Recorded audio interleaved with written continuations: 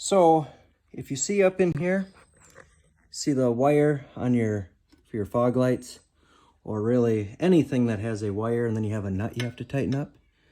I make my own sockets for this. All you do is take a die grinder, cut a slit in them. I wasn't exactly sure if it was 1/2 inch or 9/16, so I did one of each.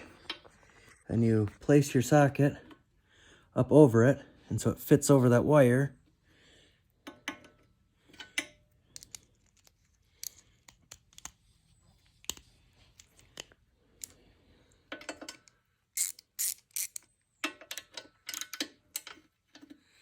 Well, I'm gonna have to take this marker light off, but you guys get the idea. Then you can fit this on there, and then you can tighten it up.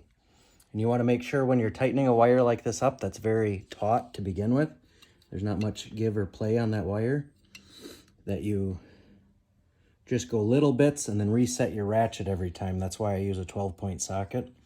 You can also do this for a 7/8 socket, you know, for your oxygen sensors or any of your sensors on your engines that are have wires coming out of them that you need a socket to get on. All right.